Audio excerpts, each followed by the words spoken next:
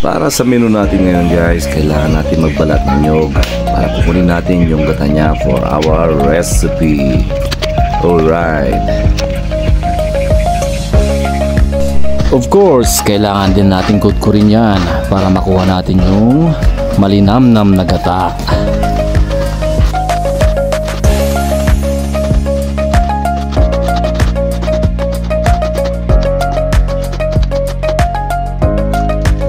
At ito na guys, yung main ingredient natin para sa menu ngayon, ang suso na galing sa Viga, Lasam, Cagayan, na binenta ni Aling Jinky. Yan, oh. So kailangan nating hugasan ng maayos, din tanggalan ng puwet.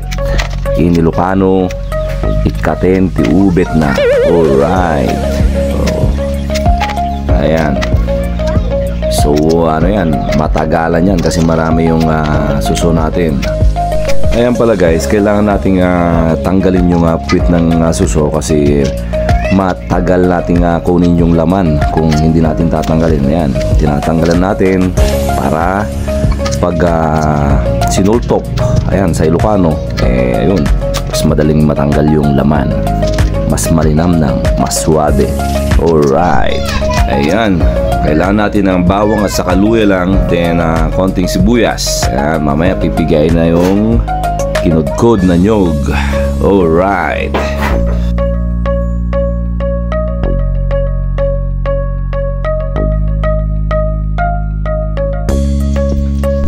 Siyempre kailangan natin ng kawali para paglutuan ng ating ginataang suso. Ayan na.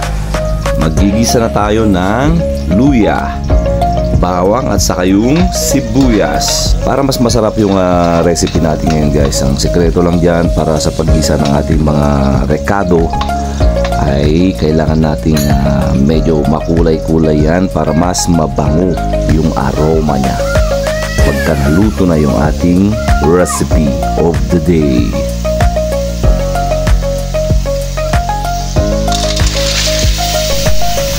Ayan.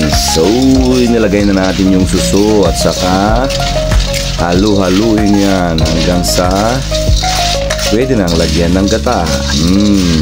Sarap niyan pagkatapos maluto guys.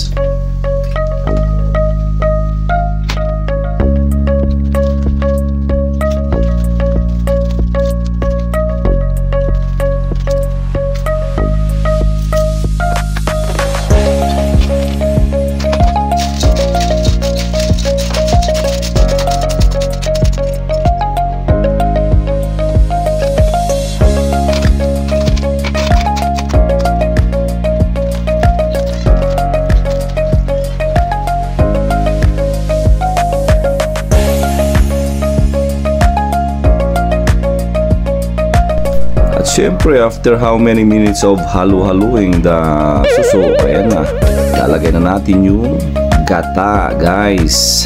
Ayan, para mas malasa at malinamnam na yung ginataang suso natin.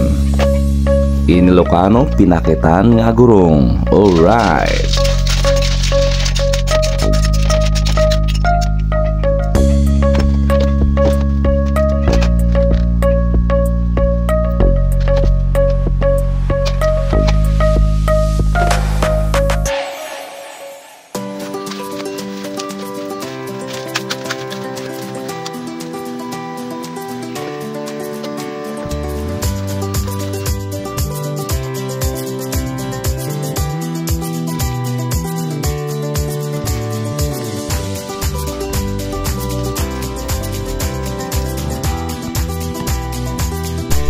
At ayan na nga, pwede na to. Ayan, no? O, diba? Sarap yan. Siyempre, nagutom yung prinsesa natin, kaya yan na, oh. Paborito niya yan, yung ginataang suso na yan. Oh, kailangan mo lang tulungan, siyempre, para makuha niya yung laman ng suso. At siyempre, yung chef cook natin para sa ginataang suso na yan ay ang aking panganay na si Evander.